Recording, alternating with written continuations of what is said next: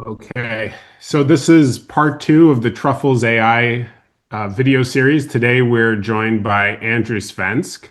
I'm going to hand it over to Andrew to explain his business a little bit, but I've known Andrew and his business partner, who happens to also be his father, for some time now, since I started my career in trade.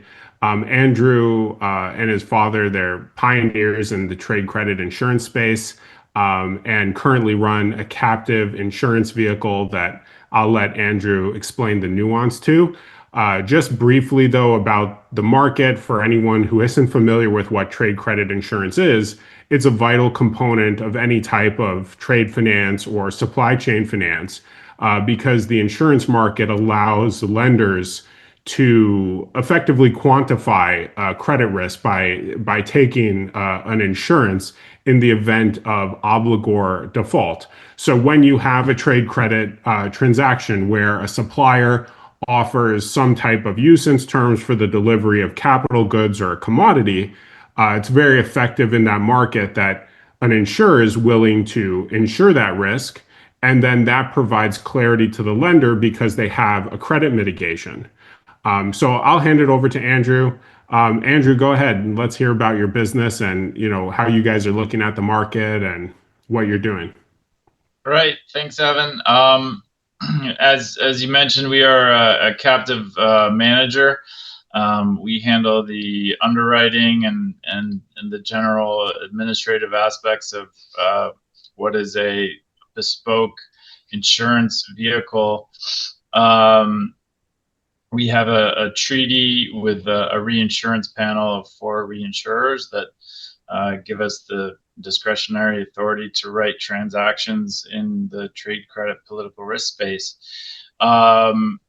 We are a small team, and we offer a very niche product in what is a very broad market for trade credit insurance, and has been growing over the past 20, 30 years, since Bob has been who started in this business then, with AIG. But we are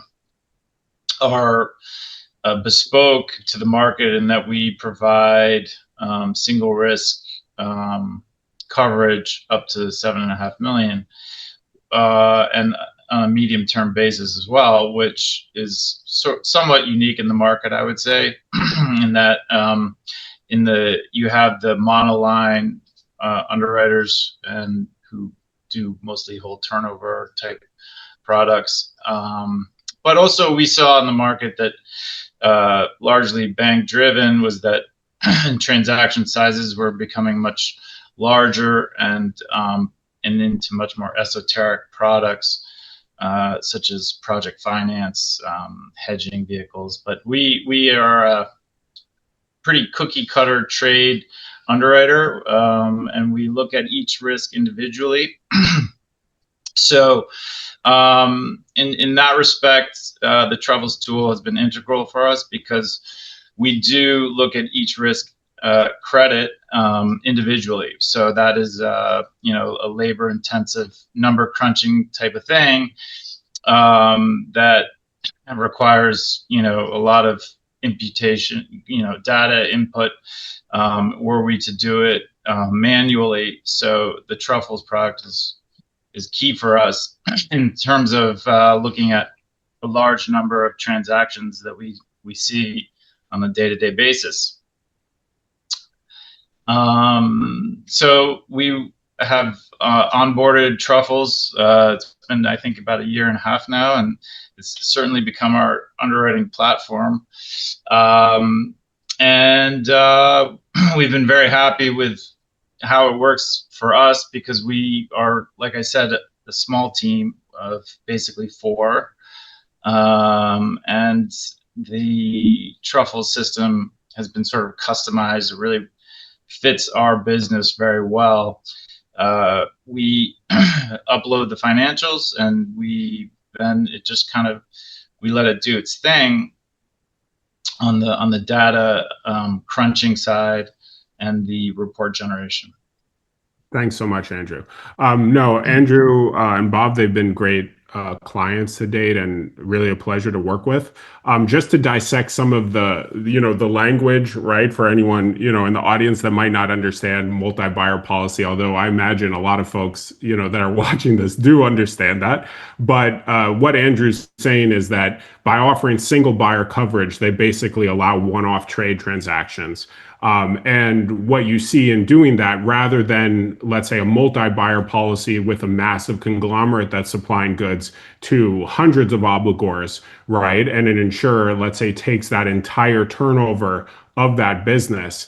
Andrew's able to offer, also with great counterparts and for very interesting risks throughout Latin America, he'll offer coverage or look to cover deals with reputed suppliers, obviously looking at kind of vanilla trade, but even on a medium term basis, one off credits, right? So if you imagine, let's say, a great or a multinational supplier of trucks shipping goods, to really any country throughout LATAM, it'd be a great resource to reach out to Andrew and try to, see if you're putting together a deal.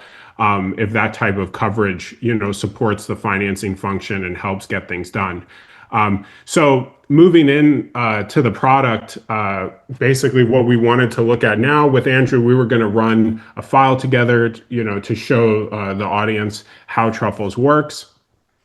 And as Andrew said, he's been a user for some time, seen various iterations of the project, and currently we are automating the modeling work for Andrew's business. Sorry, Evan. Can we may have to we had a call come in.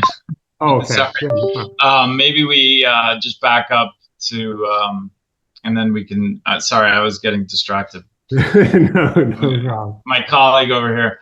Let's back up and back up to where you were. I don't know if that was on the recording, so maybe we'll just start. No, I didn't hear anything. Oh, you didn't? But anyway, yeah, no worries at all. Well, let's just take a little break. Are we doing okay? Yeah, everyone's great. Yeah, everything's great, Andrew. Okay, No, sorry to interrupt. Perfect. No, you're it was probably more distracting for me then. The tailor-made aspect of what they can do for us. Yeah. I was going to get to that. I mean, before we get into the model, do you want to? I can talk just a little bit more about the product itself. That would be great. Yeah, fantastic. Okay. Love it. All right. So the one of the benefits of the Truffles program that we like is the custom-made aspect of it. We are able to create a project file for each risk that we look at, and I think that that's critical for an AI system, is that it is it's being tracked, and that it is, we have now a database of all our buyers and all the transactions that we've looked at. So I think that that's really a distinguishing point about the Truffle system. And also, most importantly, is that when implementing an AI system, is that you have a team that is very accessible, and we certainly have that with Evan. Not only that, his background in the trade finance is invaluable. He understands what we do on a day-to-day basis. He understands our audience in terms of our financial backers, and who those reports are being presented to.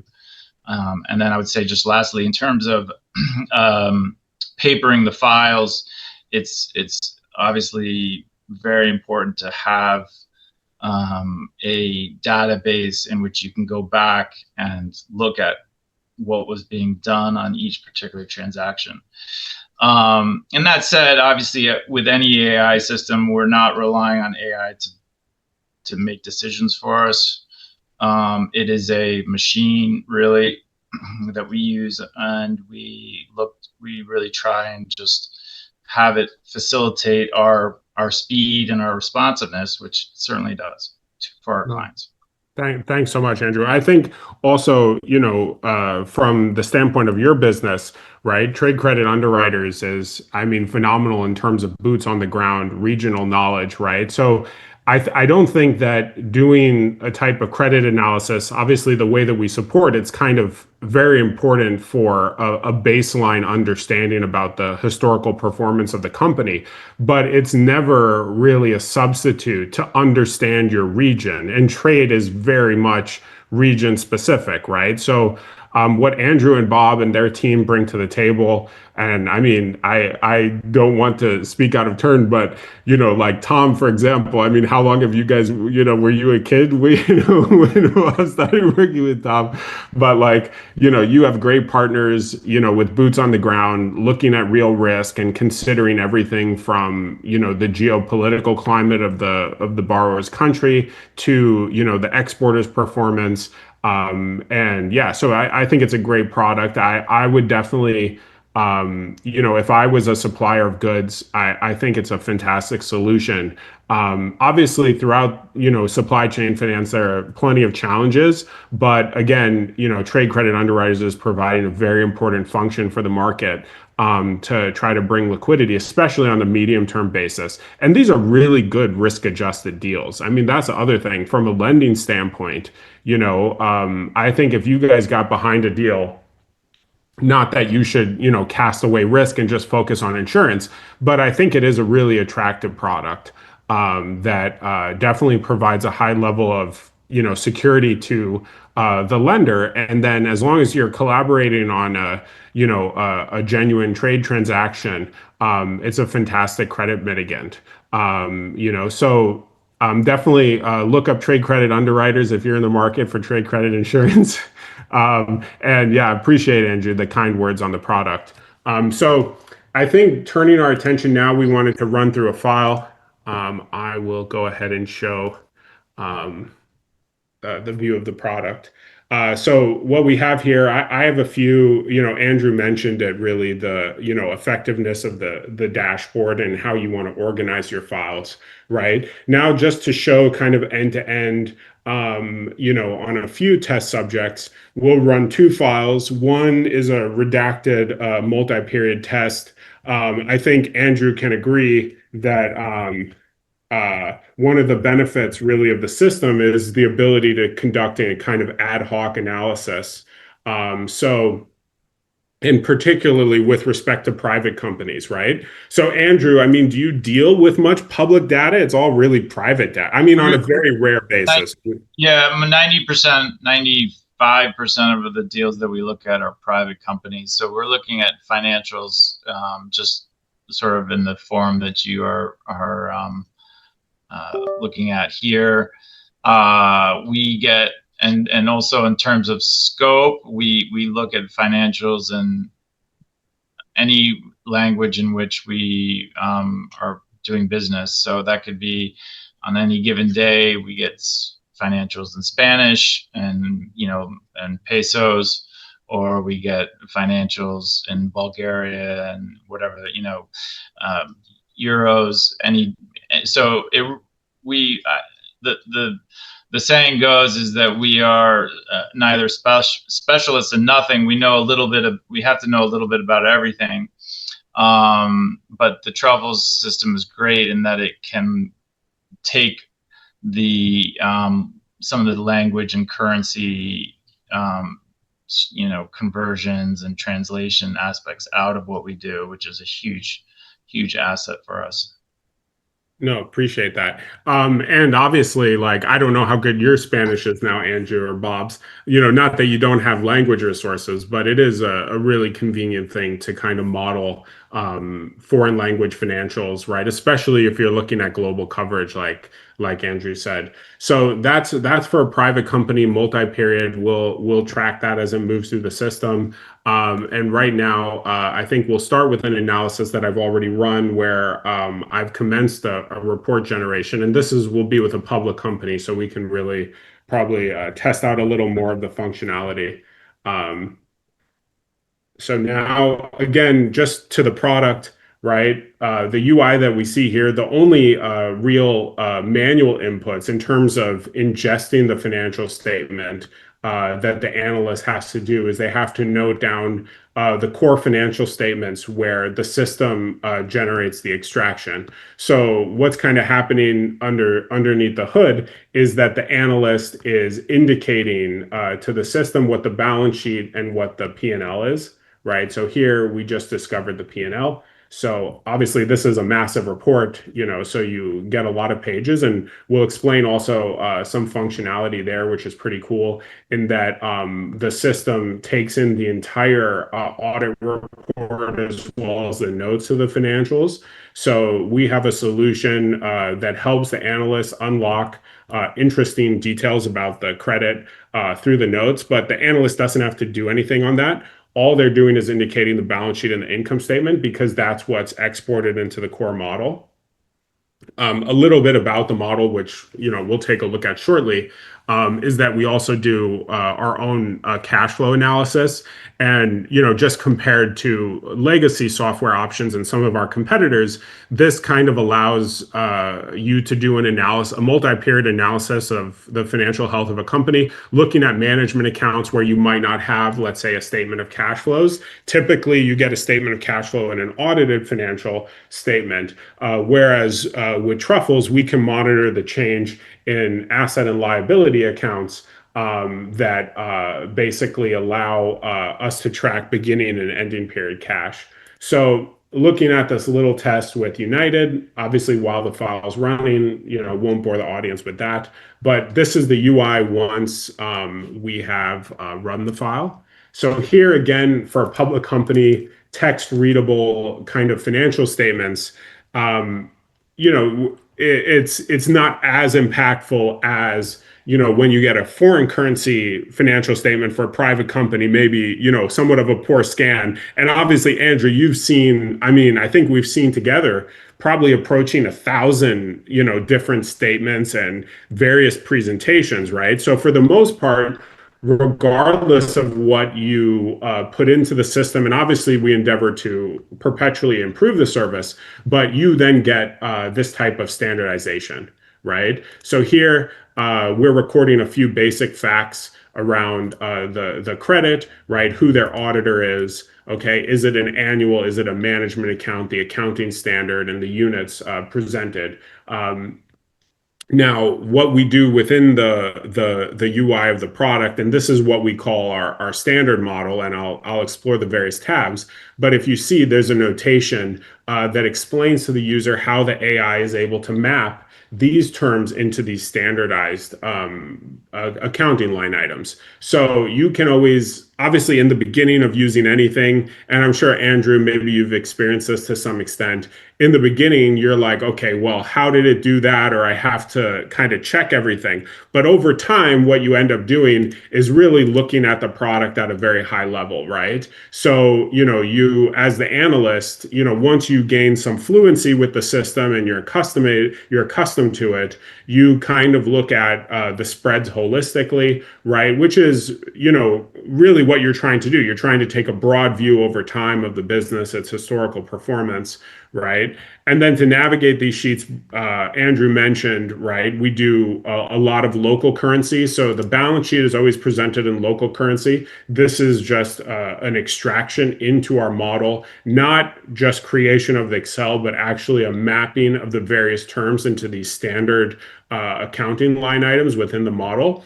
And then let's assume this could be a currency, foreign currency, really anything under the sun. Once it's picked up in the financial statement, we then convert these spreads on the balance sheet as well as the income statement into USD, right? So just to do a little bit of quality assurance, we can check out the P&L here.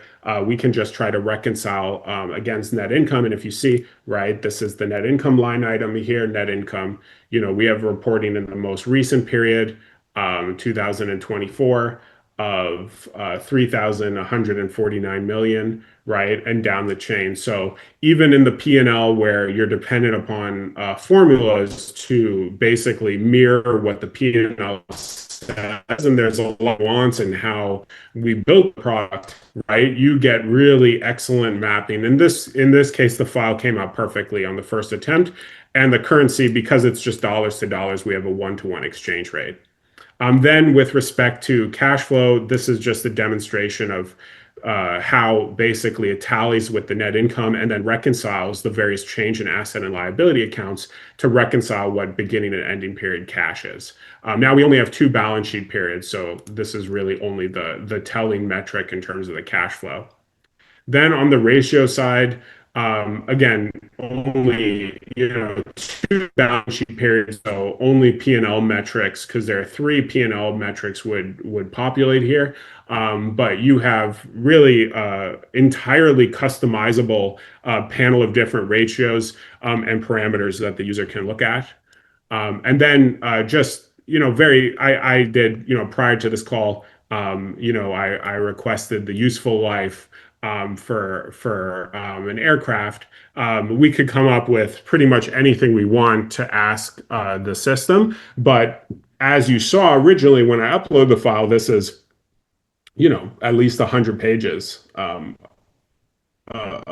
document. So basically, you can use this agent function to not only create reports through our deep research integration, but you can search the file and query anything, right? So an analyst workflow is often looking at the face of the financials, yes, but then trying to uncover deeper meaning, which is often found in the notes, right? So you might have, for example, one value of net receivables, right? But we can go ahead and, let's say, search the PDF, meaning the financial statement, for bad debt accounts,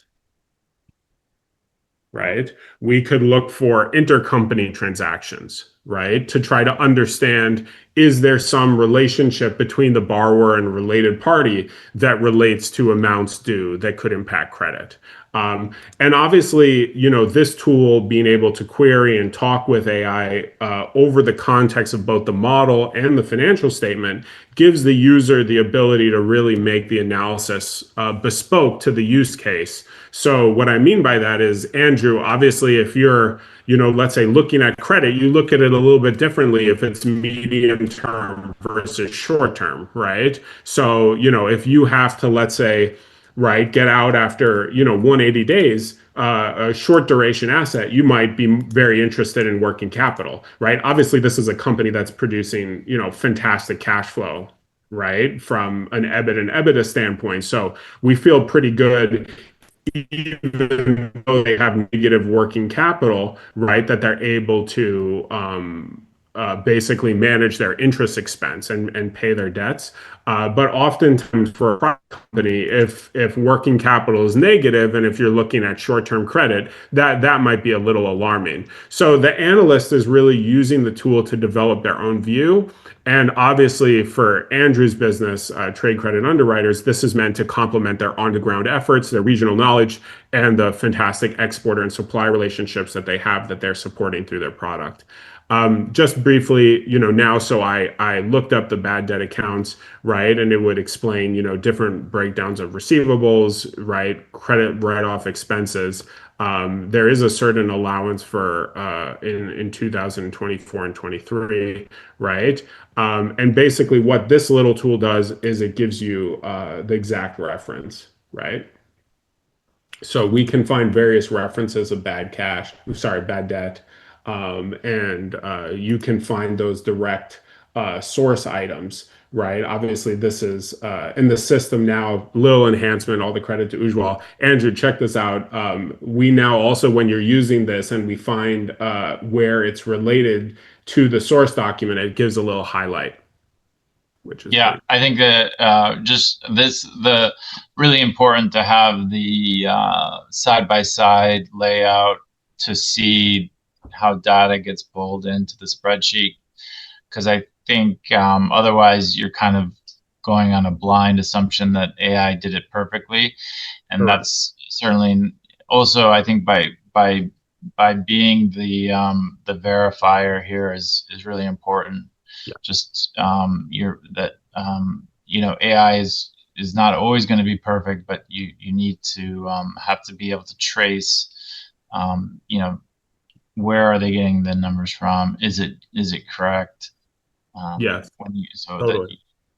And I remember in kind of the old days, JC used to complain to me about, the sweatshops of spreading financials in a bank. And we encountered that over and over again. The logic always then was like, hey, go into your dark corner, spread the financials. And it's important that you input the number yourself so that you understand the credit, right? Right. Now, I think to just the point that you said, Andrew, right there, I would say when you talk about AI implementations, at any real facet that AI is touching now, to Andrew's point, you're never going to get absolute perfection.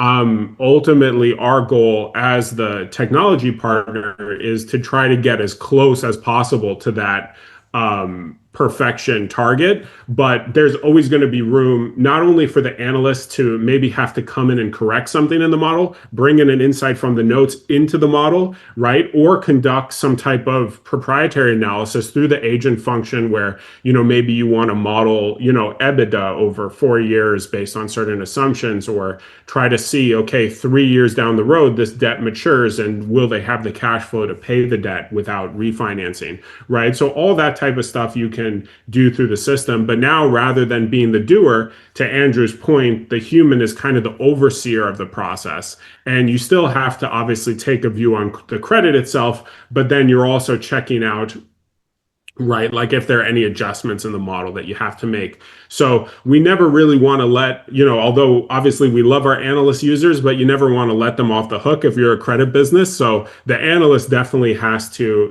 take accountability for the model. And that's why we never do anything that's entirely automated from a decisioning standpoint. Now, just to check out this last feature, something I would have run before the call is this is what our comparative financial statement analysis report looks like at the moment. So I think coming along pretty good. I would say improved since early days for sure, Andrew, right? Yeah, no, these reports have been greatly enhanced, continually updated. Um, you can have a report, and then using the AI assistant button, you can go in and do for further analysis on or changes to the report, which has also been great.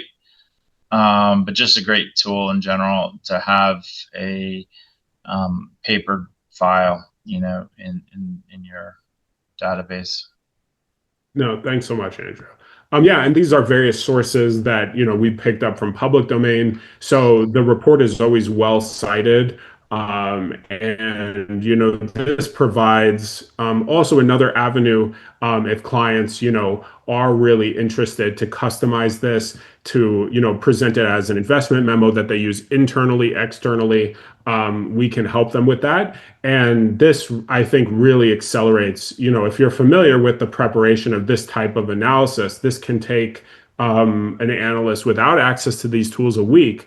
And our goal here is really to provide a good structure, high level of data accuracy, and give the analysts a leg up that they can hopefully produce this type of content in hours as opposed to days. Um, so yeah, and then what Andrew said, you can even we do this routinely with some of our clients. Our default language is English, but we also support everything in Spanish. Through the assistant, you can translate the entire report. You could, like all our products, you could just export into Word, or you can go ahead within the UI and edit basically anything in the report. Again, allowing the analyst to kind of come in and add their own flavor to what's being reported here. So that's the product. I guess the last thing, to maybe have a look at is one of the tests that we ran at the beginning of the call. So, like I said, even though I showed right the product from an already completed file, as you see, when we run the file fresh, right, this was the file that we ran at the beginning of the call. Again, lucky in this instance. Although I would say we're getting extremely good, but this model effectively came perfectly. The analyst might have to do almost nothing here. And then we also looked at a file, a redacted private company financial statement. And this is where you can see the spread over multiple periods, right? Where the system is also doing a fantastic job, I think. And this is where, like I said, to short-term debt, right? This company, um, has great working capital. So, the analyst within 5 minutes gets a fantastic overview, of the company. And obviously, if your Spanish, isn't as good as, some folks on trade credit underwriters team, then, you can still handle this type of statement and you get a direct translation, into your desired model. So awesome, Andrew. Anything else to conclude the call or talk about? Yeah, no, I think that Anything was a interesting you're very doing good now over. or interesting? Yeah. Anything Yeah. interesting you guys are doing now or, that you want to plug or, how you want to, grow your business or challenges?